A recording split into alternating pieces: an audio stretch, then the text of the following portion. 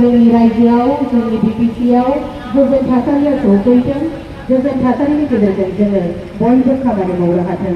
बिथां गेदेमानिसिम আমার স্বাধীনতা দিৱসৰ উষ্ম অভিনন্দন আৰু শুভেচ্ছা তথা শুভকামনা আমি জ্ঞাপন কৰিছোঁ আৰু ৰাইজসকল আমি আপোনালোকক বিনম্ৰতাৰে অনুৰোধ জনাইছোঁ আমাৰ দেশৰ স্বাধীনতা ঠিক 9 বজাৰ লগে লগে উত্তোলন কৰা হ'ব আমাৰ তিৰংগা আৰু সন্মুখ কাৰ্যসূচীতে আপোনালোকৰ সহায় সহযোগিতা আমাৰ একান্ত কাম্য ধন্যবাদ। जोंनि दिनैनि बे हाबाफारिनि मानगोनां गाहाय आलासि बिटिआरनि मानगोनां गाहाय खुंगिरि मुस्रि प्रमद बर' सारा सोरगिदिं नायगिदिंगासिनो दङ। दिनैनि बे हाबाफारियाव जायफोर बिथांमोनहा बाहागो लादों बिथांमोननि फारसे मान बावनाय होनानै बिथाङा नायगिदिंगासिनो दङ। जोंनि भारत हादर मार्चासनि ब्रैथि गेजेराव दङ 199 बेटेलियन सिआरपिएफ हरगावनि आरो बेखौ दैदेनदों inspector GD Azad Singh platoon commander SI Abhijit Kola Sharma of battalion SSB Ranigudi Kasarghat এতে নেতৃত্ব প্লাটুন নাম্বার 2 এতে থেকে আপনারা আসতে সদর অভিবাদন Platoon commander APSI Platoon number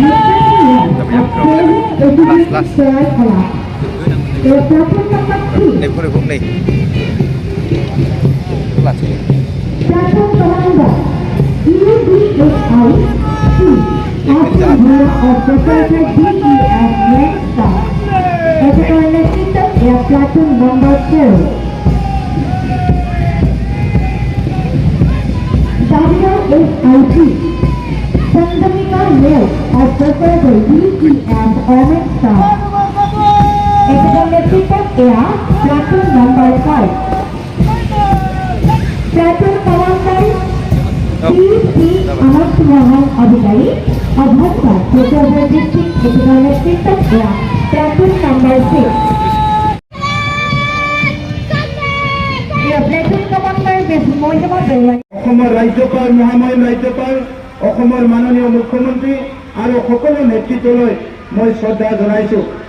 মই আজি অসমৰ ৰাজ্যপাল মহামহিম ৰাজ্যপাল অসমৰ মাননীয় মুখ্যমন্ত্ৰী আৰু সকলো নেতৃত্বলৈ মই শ্ৰদ্ধা জনাইছোঁ। মই আজি এই সময়ত ভাৰতৰ যিসকলে শ্বহীদ যাৰ কাৰণে যাৰ বিনিময়ত আজি ভাৰত স্বাধীন হৈছে প্ৰত্যেকজন শ্বহীদলৈ মই প্ৰণাম জনাইছোঁ। আমাৰ জাতিৰ পিতা মহাত্মা গান্ধী যিয়ে অহিংসাৰ মন্ত্ৰৰে 200 বছৰ শাসন কৰা ব্ৰিটিছ যিটো শাসন এই শাসনটো অহিংসাৰ মন্ত্ৰৰে ব্ৰিটিছক ইয়াৰ পৰা বাহিৰ কৰি এটা সৰ্বভৌমত্ব ৰাষ্ট্ৰ এটা ছভাৰেইন কাণ্ট্ৰি হিচাপে ভাৰতখন পাবলৈ সক্ষম হৈছোঁ। মই জাতিৰ পিতা মহাত্মা গান্ধী বিশ্বৰ অহিংসাৰ গুৰু তেখেতলৈ মই শ্ৰদ্ধা নিবেদিছোঁ। শ্ৰদ্ধা ৰাইজ দেশৰ ৰচনা কৰি গণতন্ত্ৰৰ নীতি প্ৰতিষ্ঠা কৰিলে আৰু নীতি আইনৰ ব্যৱস্থা কৰি দি গ'ল তেওঁলোকৰ বাবে মই মোৰ সেৱা আৰু শ্ৰদ্ধা মই নিবেদিছোঁ। শ্ৰদ্ধা ৰাইজসকল আজিও নৱভাৰত নিৰ্মাণৰ উদ্দেশ্যৰ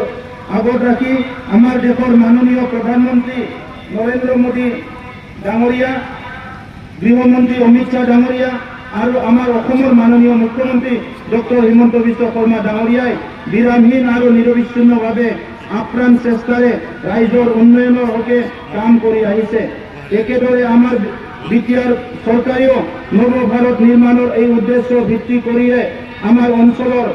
অঞ্চলৰ প্ৰত্যেকটো দিশটো সঠিক উন্নয়ন সাধন কৰিবলৈ সকলোকে লগত লৈ কাম কৰি আহিছে। ৰাইজ আৰু এই ছাত্ৰীৰ পাতলৈ